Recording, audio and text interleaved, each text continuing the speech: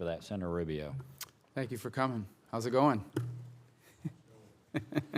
You could have been HHS, you know, dealing Health and Human Services. You could have answered all the Obamacare questions today. But I want to start with the Asian continent. The news, I guess, today or yesterday about a $4.5 billion, I guess, cut to Radio Free Asia, and that comes on the heels of what I hope you're aware of, an article in the Wall Street Journal from May 23rd about an interview that had been scheduled in the Mandarin language broadcast with a Chinese real estate and investment tycoon about his claims of extensive corruption in the Chinese Communist Party. The Chinese government got very upset about this interview. They actually issued a red notice on Interpol to try to wrap him up and the like. And then there was a dispute within the Voice of America. This interview was cut short. The person who conducted the interview, Sasha Gong, who I believe was the head of the Mandarin radio broadcast, is on suspension, and now there's this fight going on internally. So the two questions that I have, the first is the combination of the cuts and the interview.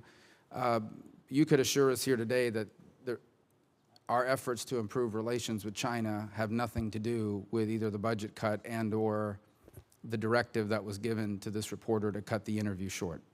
I can confirm that, to my knowledge, it had nothing to do with our relations with China. And would you be supportive of an IG investigation into this dispute that's occurring within that branch between the head of the Voice of America and this particular reporter? I'd like to look at it, get a greater understanding myself, but certainly if it would seem that there's been anything improperly done there, we should call for one. Yeah, I mean, the concern is basically that we cannot allow geopolitical pressures from China to influence our ability to broadcast truth, particularly in that language and Mandarin. And so, obviously, that we want to understand whether that's what would happen or not. And strongly agree. Strongly agree. Now, obviously, you've heard from a lot of the members here about the budget situation. And look, I get it. We've got to do better. We've got to get more bang for our buck in terms of the money we invest in foreign aid and in foreign engagement. I'm a big believer in foreign engagement because it certainly has paid extraordinary dividends. And it's always important to remind people, when it comes to foreign aid, quote unquote, it's less than 1% or about 1% of our budget. Some people think it's like 25 or 30. And it's brought real successes. And I think South Korea is a success of that. You know, people forget 35, 40 years ago, South Korea's economy was smaller than North Korea's. It was a dictatorship. And today, I believe it's the 11th largest economy in the world, the strongest American ally, a vibrant democracy. And nothing illustrates that better than that famous Google Earth picture of the darkness on the North Korean side and all the lights on the South Korean side, American engagement.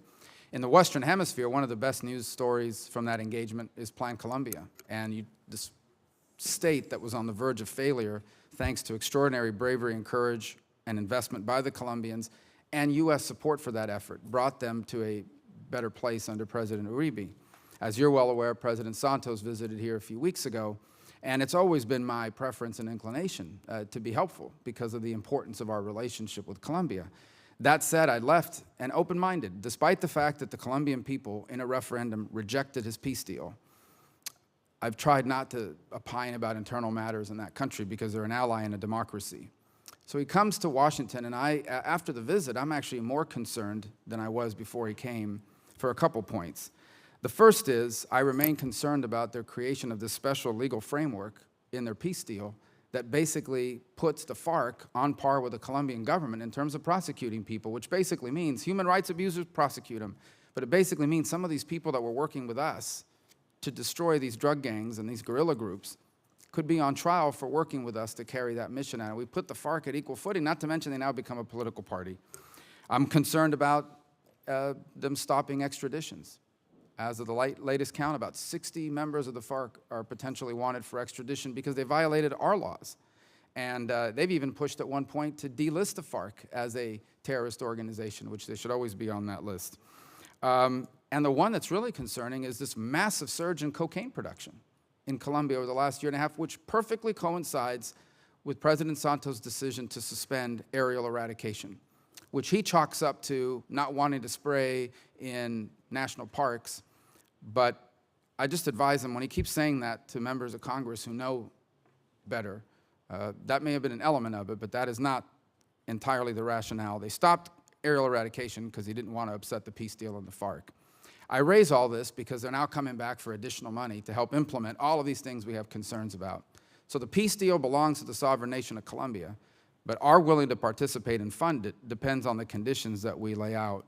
And I just wanted to get your sense in the minute that we have remaining, where we are in that process, what those conditions are, and in particular, the delisting of the FARC, the release of criminal Simon Trinidad, who's in federal prison, the aerial eradication. In essence, why should the American taxpayer be paying for a deal that is flawed and actually, in many ways, could potentially undo the progress of Plan Colombia?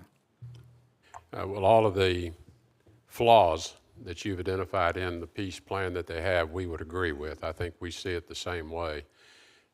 We have had discussions with them, and as you point out, I think it's a question of how far do we want to go in trying to interfere with or condition or in any way undo the plan that they have arrived at and the agreement they've arrived at with the FARC.